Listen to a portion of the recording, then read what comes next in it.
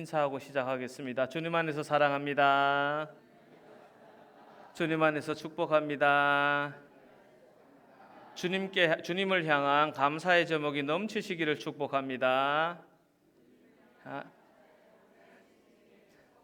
짧게 하겠습니다. 주님을 향한 감사의 제목이 넘치시기를 축복합니다. 아멘. 사실 이번 주 설교 같은 경우에는 어쩌다가 이 감사 주간에 이렇게 됐는지 참 저도 미처 생각을 못했는데 설교를 하기 이렇게 많이 주저해 본 적이 없는 것 같습니다.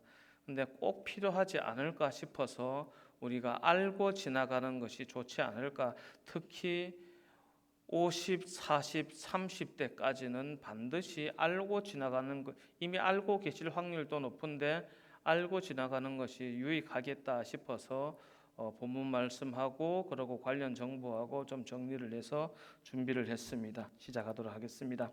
사사기를 관통하는 가장 핵심적인 구절을 손에 꼽으라면은 아마 오늘 본문일 겁니다. 그때에 이스라엘에 왕이 없으므로 사람이 각기 자기의 소견에 옳은 대로 행하였더라. 사사기 때에 이스라엘에 왕이 없으므로 사람이 각기 자기의 소견에 옳은 대로 행했다고 합니다. 하지만 이 말씀을 읽으면서 우리들은 이렇게 생각할 겁니다. 아니야. 그때에도 하나님이 계셨다. 너희가 하나님을 왕으로 모시지 않아서 그렇지 하나님은 계셨다 라고 생각을 하면서 이 말씀을 읽습니다. 다들 그렇게 생각하실 겁니다. 그리고 그 말씀이 옳습니다. 그때에도 하나님은 멀쩡히 계셨고 그들의 기도를 듣고 계셨고 들으실 수 있으셨습니다. 단 하나의 문제가 있다면은 기도를 하지 않았다는 겁니다. 하나님의 말씀을 듣지 않았다는 겁니다. 그게 문제였습니다. 그런데 왜 백성들이 하나님을 찾지 않고 떠났을까요?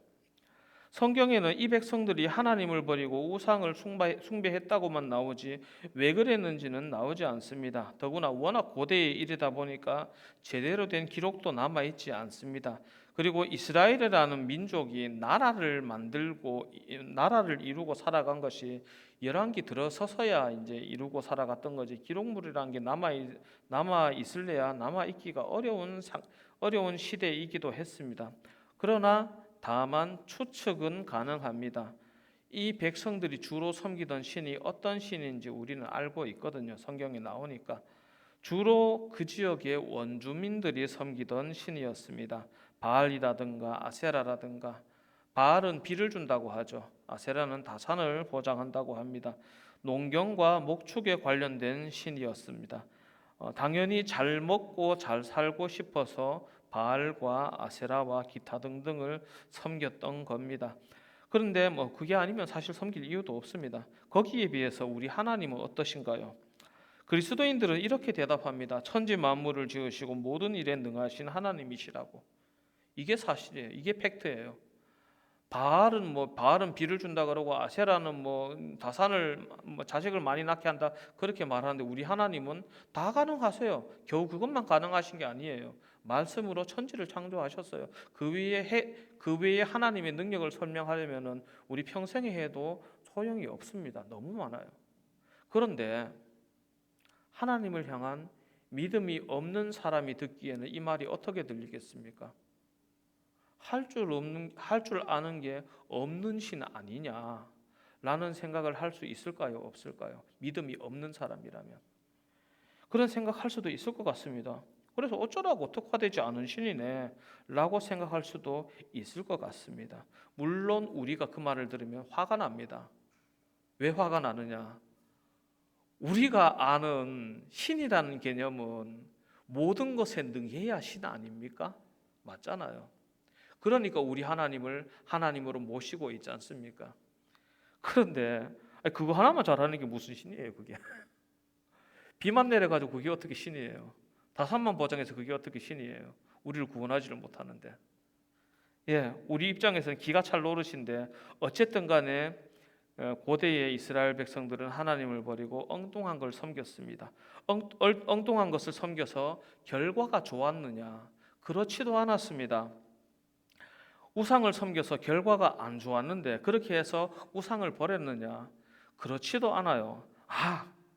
정성이 부족했나 보다. 많이들 들어보셨을 겁니다. 이 백성들이 하는 짓이 지극히 미련합니다. 사사기의 이야기를 읽어 내려가다 보면 문득 이런 생각이 듭니다. 아니 도대체 뭘 어떻게 하면은 고작 한두 세대 만에 어떻게 이렇게 믿음이 꼬꾸라질 수가 있나? 자기네들 할아버지 때만 해도 믿음으로 여리고성을 무너뜨리고 가나안을 정복하고 이길 수 없는 싸움을 수도 없이 이겨왔는데 어떻게 혼자 뒤에 이르러서 이렇게 땅바닥까지 떨어질 수가 있나라는 어이없는 기분이 듭니다. 사사기를 읽어보면은 여호수아 때에 놀라운 승리를 거둡니다. 그런데 겨우 2세대만 지나서 3세대까지만 내려가도 증손자까지만 내려가도 믿음이 그냥 땅바닥까지 떨어집니다. 그래서 궁금합니다. 도대체 무슨 일이 있었길래 이런 일이 일어났느냐? 사실 믿음의 대를 이어가는 문제에 대해서 설명을 하려면 굉장히 광범위한 것들이 걸립니다. 여러 가지 것들이 그 원인으로 지목이 되는데 그 중에 한 가지를 제가 이야기하고 싶습니다. 권위에 대한 이야기입니다. 애굽에서 자유를 얻은 이스라엘 백성들은 갑자기 얻은 자유지 않습니까? 하나님께서 모세를 보내셔서 10가지 재앙을 내리고 이스라엘 백성들을 인도해 내시고 바다를 가르시고 홍해를 건너고 다 하셨는데 상당히 긴 시간이긴 하지만은 400년 애굽에서 노예 생활을 하던 400년에 비하면은 짧은 시간 동안에 됐단 말이에요.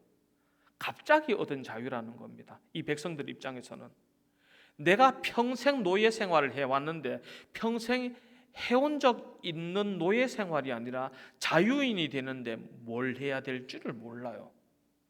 제가 지금 굉장히 좋게 이야기해주고 있는 겁니다. 이스라엘 백성들이 하나님의 은혜로 출애굽했지 않습니까? 해서 하나님만 섬기고 하나님 말씀 다 순종해도 모자라는데 이스라엘 백성들이 어떻게 합니까? 전혀 그렇지가 않아요.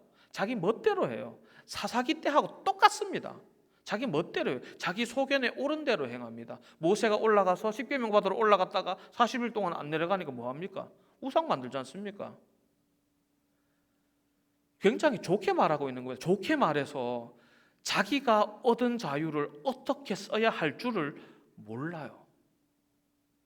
내가 지금 뭘 해야 될지를 몰라요. 헤매고 있습니다. 그래서 어떻게 하느냐? 이스라엘 백성들이 굉장히 여러 가지 금송아지를 만든 문제도 있지만은 하나님께서 모세를 통해서 이 백성들을 인도하시는데 여러 번 하나님을 경록해 합니다. 할 줄 아는 게 뭐냐? 이때까지 해왔던 노예질, 그리고 또 하나는 모세한테 뻗대 보는 거. 하나님은 위대하시지만 모세는 인간이잖아요. 만만한 한 명, 그것도 노인, 얼마나 만만해 보이겠습니까? 인구가 100만 단위가 넘어가는데 대충 여자와 아이들까지 합쳐서 200만이고 남자 성인 군대에 동원할 만한 성인만 따져도 60만이 넘어가는데 당연히 만만해 보이겠죠. 그렇게 해서 이 백성들이 어찌 약속의 땅에 도착하니까 정탐을 보내는데 정탐꾼들이 탐지한 결과가 만족스럽지 않습니다. 땅은 좋은데 백성들이 너무 세 보여요. 그러니까 어떻게 말합니까? 우리가 한 지휘관을 세우고 애굽으로 돌아가자라고 말을 합니다. 그때에 이 백성들의 인도자였던 모세와 아론은 어떻게 됩니까? 민수기 14장 5절 말씀에 이렇게 적혀 있습니다. 모세와 아론이 이스라엘 자손의 온 회중 앞에서 엎드린지라. 그러니까 읽는 사람은 이렇게 생각하기 쉽습니다. 아니 지금까지 모세와 아론이 해온 게 얼마인데 어떻게 순종 한번 안 해보고 이렇게 배신할 수가 있냐? 잘못은 백성들이 했는데 지도자가 엎드리는 게 말이 되냐? 이게 인간도 아니네 라는 생각을 할 수 있습니다. 그런데 말이죠, 저는 이게 놀라운 일이 아니라고 생각을 합니다. 왜 놀라운 일이 아니라고 생각하느냐?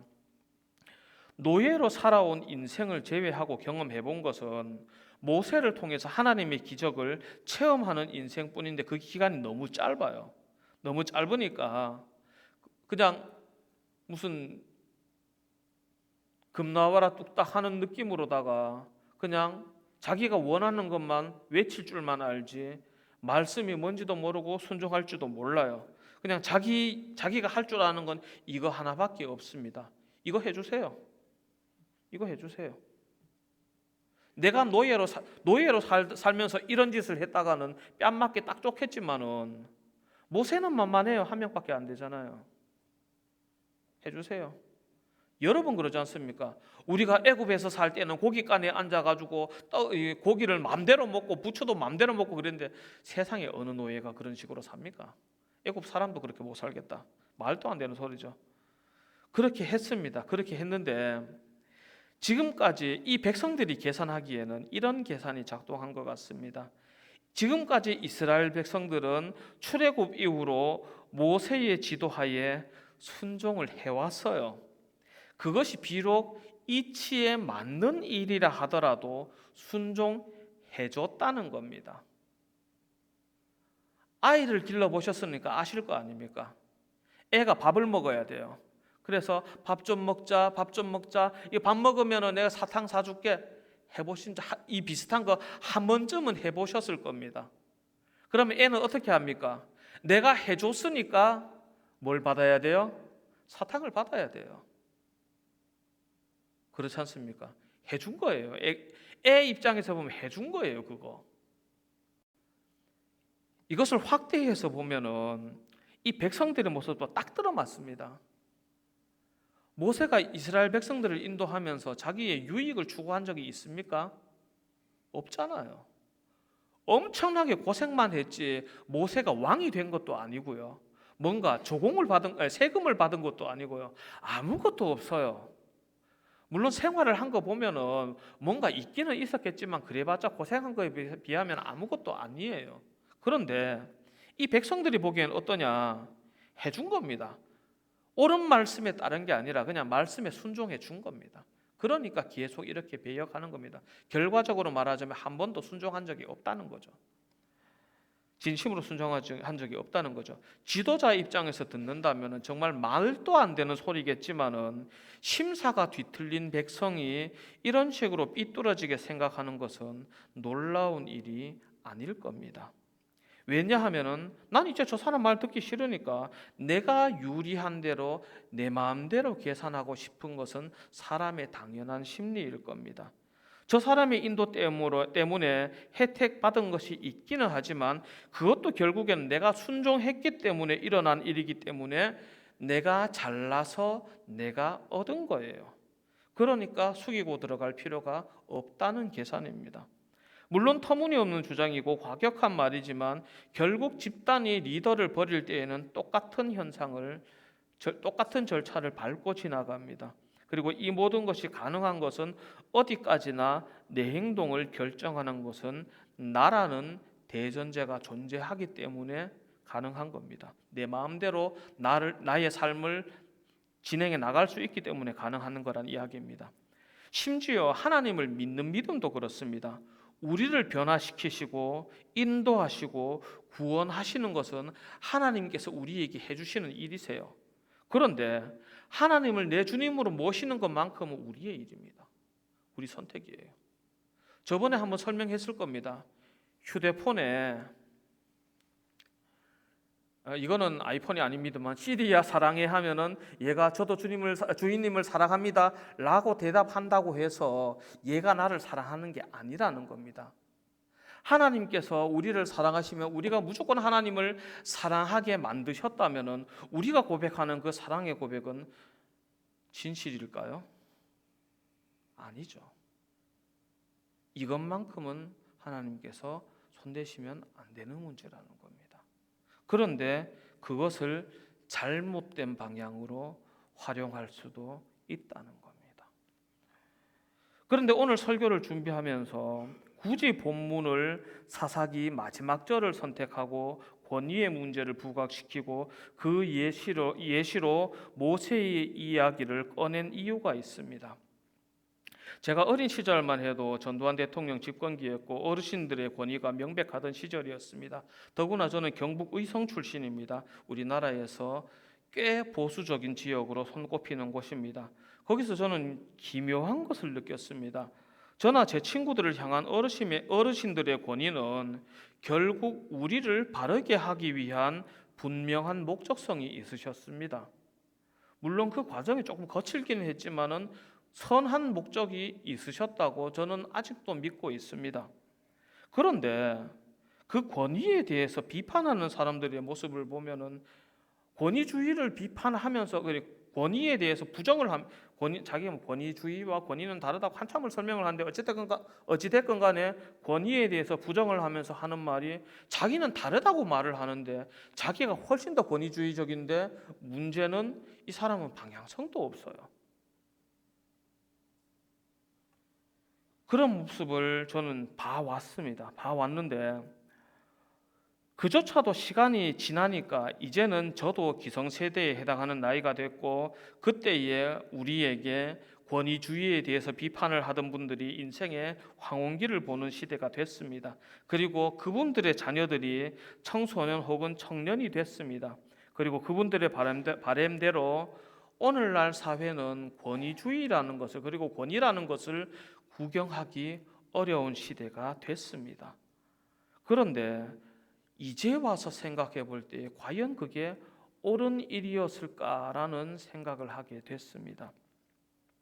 저는 이 질문에 대해서 적절한 대답이 있을까 고민을 하다가 일본의 히키코모리 세대에 대한 사설을 가져오는 것이 우리나라 사정에도 가깝고 우리가 피부에 와닿게 이해하기도 설명하기도 좋지 않겠냐라는 생각을 하게 돼서 좀 가져와 봤습니다.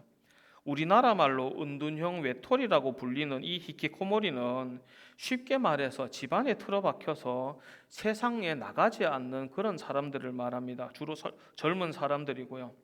그리고 좀 더 현실적으로 말하면 집안에 틀어박혀 있는 게 아니라 자기 방 안에 틀어박혀서 방에서 잘 안 나갑니다. 어쨌든 간에 이런 사람들이 일본에서 급증합니다. 왜 급증했냐면은 여러분 다 아시다시피 일본에는 경제 버블기가 있었습니다. 진짜 잘 나가던 때가 있어서 하룻밤 자고 일어나면은 아파트 값이 생기고 뭐 그런 시절도 제법 있었다고 합니다. 어쨌든 간에 그런 시대가 지나갔었는데 이 히키코모리가 되는 세대들이 중학교, 고등학교를 졸업을 하고 이제 대학교를 진학하거나 아니면 대학교를 졸업할 때쯤 돼서 무슨 일이 일어나냐면은 일본의 버블 경제가 붕괴를 해요. 붕괴를 하면서 경제 사정이 굉장히 나빠집니다. 나빠지면서 기업들이 사람을 안 뽑게 됐습니다. 왜냐하면 돈이 없으니까, 돈이 안 벌리니까 사람을 못 뽑는 거예요. 그런데 무슨 일이 생겼냐면은 엄마 아빠들이 삼촌들이 이모들이 학교 잘 다니고 취직 잘하는 거 보면서 나도 저렇게 되겠거니 하고 학교를 졸업했는데 졸업하고 나니까 취직이 안 돼요. 근데 취직을 해야 됩니까? 안 해야 됩니까? 해야 돼요. 해야 되니까는 좀 더 많은 자격증, 좀 더 많은 공부를 하고 좀 더 자세를 낮추고 겸손하게 혹은 비굴하게 어떻게든지 취직을 하려고 애를 쓰는데 일자리가 없어요. 취직할 데가 없어요. 그래서 그 당시에 젊은 세대들이 계속해서 실패를 거듭합니다. 실패를 거듭하면서 실패와 절망을 거듭하면서 결국에는 절망이 학습됩니다. 마음이 꺾여버려요. 마음이 망가져버려요. 그래서 대인기피증도 생기고 아예 그냥 방 밖으로 나가지 못하는 사람이 됩니다. 마음이 망가진 폐인이 된 겁니다. 이게 1950년부터 시작해서 1990년대까지 폭발적으로 증가합니다. 그 당시 취준생들이 제 나이 또래 정도 됩니다. 그 정도 되는데 나중에 이 사람들이 그러니까는 돈을 버는 게 없으니까 결혼도 포기했고 출산율은 하락하고 고령화는 가속되고 우리나라 이야기 같죠. 일본에 다 있었던 일입니다. 그렇게 하다가 그대로 그 세대의 문제는 끝이 나는 줄 알았는데 2019년도에 사건이 하나 일어납니다. 한 50대 남성이 초등학교를 습격해서 초등학생 2명을 죽이고 부상자를 여럿냈습니다. 그 용의자가 히키코모리였습니다. 왜 그렇게 했느냐 물어보니까 시끄러워서 그랬답니다. 학습된 실패를 거듭하면서 내면의 분노가 쌓여만 가고 있다가 언제든지 건드리기만 하면은 폭발하는 상태가 된 겁니다. 아무리 방 안에만 틀어박혀 있어도 성인 남자면 일정한 힘은 있지 않습니까? 그런 일이 일어났던 겁니다. 그리고 나서 이게 되게 일본 사회에 큰 이슈가 됐다가 완전히 다른 사건이 한 번 더 터집니다. 무슨 사건이 터지느냐? 이번에는 70대 남성이 50대 아들을 죽인 사건이 일어납니다. 살인 사건이죠. 왜 그렇게 됐냐 물어보니까 자기 아들이 히키코모리인데 초등학교 운동회 하는 소리를 듣고 시끄럽다고 말을 했다. 내 아들이 잘못하기 전에 내 손으로 끝을 냈다. 죄송하다. 나는 살인자니까 나를 처벌해 달라. 그런 사건이 일어났습니다. 그리고 나서 일본 정부가 어떻게 했느냐? 이전까지는 젊은 사람들의 문제인 줄 알았는데 이거 아닌 것 같다. 조사 범위를 확대해서 다시 조사를 해보자 라고 해서 조사를 해보니까 진짜 어마어마한 숫자가 조사가 됐고 지금으로서는 그 전까지만 해도 8050 세대의 문제라고 그러니까 부모가 80대 그 자녀가 50대의 문제라고 생각을 했는데 확인해 보니까는 이게 아니다. 자식이 60대일 수도 있겠다. 60대에서도 집계가 된 거예요. 그래서 일본은 지금 9060 세대를 걱정하고 있는 게 아니라 60 세대를 걱정합니다. 무슨 말이냐면은 90까지 살기는 어렵거든요. 부모님이 돌아가세요. 돌아가시니까 어떻게 됩니까? 태어나서 60이 될 때까지 부모의 도움으로 살아왔던 그 자녀가 이제 할아버지 할머니죠. 그 자녀가 혼자 살 수 있을까요? 60평생을 부모 밑에 얹혀 살았는데 자살자가 급등한 겁니다. 그래서 오늘 설교 제목이 두려운 일입니다. 이제 60대를 케어해 줄 90대는 없어요. 돌아가셨으니까. 부모들은 걱정했지 않습니까? 자식이 취업전선에 나가서 실패하고 돌아오는 걸 반복하면서 마음이 깨지고 꺾이고 좌절하고 절망하면서 집안에 틀어박히는 걸 보면서 어떻게 상처 입은 자식을 한 번 더 채찍질해서 내보낼 수가 있냐라고 두려워해서 자식을 케어해주고 돌봐주고 온갖 정성을 다해서 그렇게 보듬어 줬는데 안타깝게도 그때가 한 번 더 때려서 내보냈어야 했던 때였던 겁니다. 더 큰 상처를 입더라도 죽는 것보다는 나으니까. 사사기 말미에 이런 내용이 나옵니다. 그때 이스라엘 왕이 없으므로 사람이 각기 자기의 소견에 옳은 대로 행하였더라. 우리는 대답합니다. 그때에도 하나님은 계셨다고 다만 너희가 듣지 않았다고. 모세 때에는 어땠습니까? 그때의 백성들이 모세를 싫어하니 이스라엘에 왕이 없어요. 그러니 어떻게 합니까? 자기 소견에 옳은 대로 행합니다. 근데 말이죠, 일본에서 있었던 이 암울한 일들이 보기 싫어도 매일같이 뉴스로 올라오는 이 시대를 살아가는 우리는 뭘 대비해야 할까요?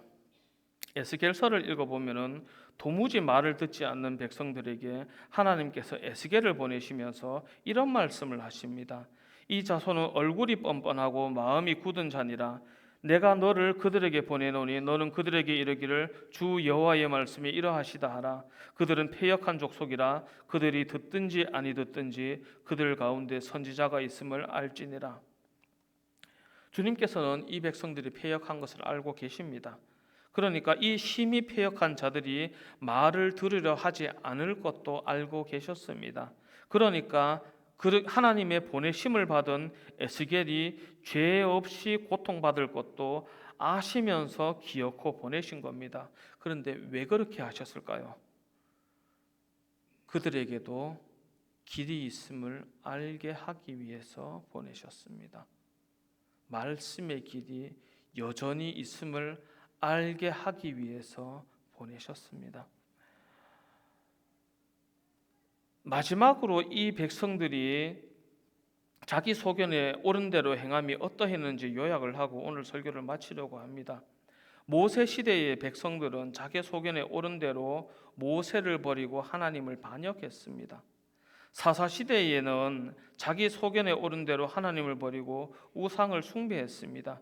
그리고 적용 파트에서 우리나라 사정에 가장 가까운 나라를 하나를 예로 들었습니다. 이 세대들이 자기 소견에 오른 대로 무엇을 행했나요? 가장 눈에 띄는 것은 무죄한 자를 살인한 사건이었겠지만 정말 아이러니하게도 일본의 이 히키코모리 세대들에게 가장 많이 일어난 일은 자기 자신을 살해하는 일이었습니다.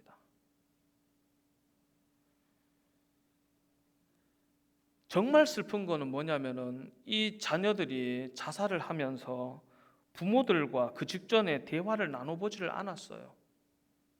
왜 대화를 나눠보지 않았나요?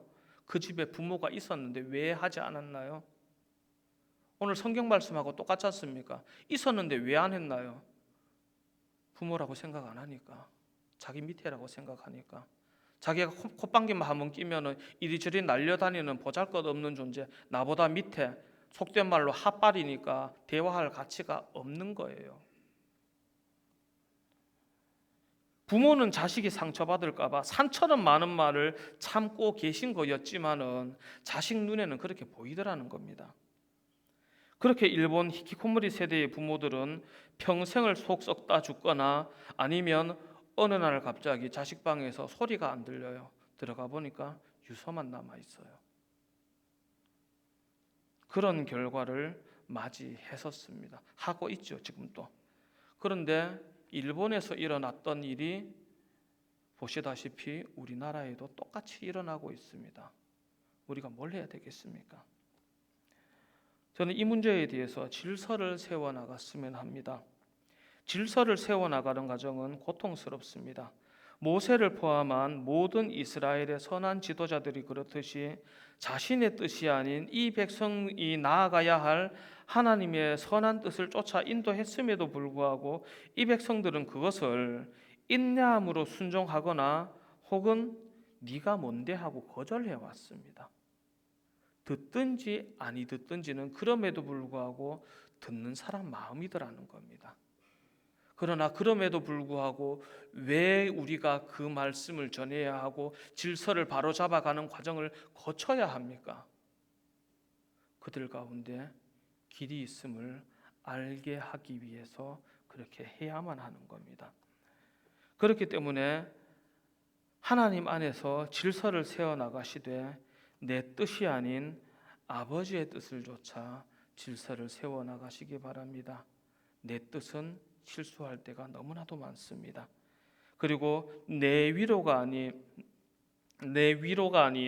누군가의 힘이 되어주기 위하여 헌신함으로 이 질서를 세워나갔으면 합니다. 정말 높은 확률로 백성을 위한 헌신 그리고 자녀를 위한 헌신들은 응답받지 못하지 않습니까? 응답받기 전에 돌아가시거나 떠나는 경우가 많습니다. 그러나 그 안에 남겨진 것은 참으로 가치가 있습니다.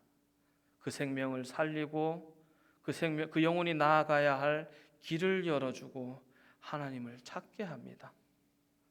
우리가 하는 헌신들이 어떠합니까? 우리의 이 헌신들은 대부분 우리를 위한 헌신이 아닙니다. 그런데 어떤 헌신은 배려함으로, 용서함으로, 사랑함으로 했음에도 불구하고 품어주고 있는 줄 알았는데 치명상을 입히고 있었고, 또 어떤 헌신은 너무 냉정하고 날카롭고 딱딱하기만 한 것 같은데 의외로 그것이 살 길이 되기도 하더라는 겁니다. 어떤 사람은 이런 말을 합니다. 신약 성경은 부드럽고 구약 성경은 딱딱하다. 권위주의의 말씀이고 막 그런 율법적이다 그렇게 말씀을 하시는데 그렇지가 않습니다. 구약의 말씀도 우리를 향하신 사랑의 말씀이십니다. 사랑하사 주신 말씀이에요. 그리고 하나님께서 우리에게 주신 이 말씀의 여러 가지 율법들과 이 말씀들은 우리로 하여금 하나님의 백성으로 살아가게 하는 능력이 있는 말씀입니다. 오늘 이 말씀을 마음에 담아 우리의 삶 가운데, 가정 가운데 질서가 회복되어지기를 주님 안에서 축복합니다. 그리고 그리하여서 하나님 안에서 부모로서 선포하는 그 말씀들이 능력과 힘이 있어서 잘못된 방향으로 나아가는 그 자녀들에게 따끔한 훈계가 되고, 쓰러져 있는 친구에게 채찍이 되어 그대로 늘어져 있는 것이 아니라 다시 한번 일으켜 세울 수 있는 능력의 말씀, 능력의 삶을 살아가시기를 원합니다. 그리하여 그 가정이 주님 안에서 다시 한번 힘있게 일어나는 그 복을 누리시기를 주님 안에서 축복합니다. 찬양하겠습니다. 찬양 375장 찬양하겠습니다.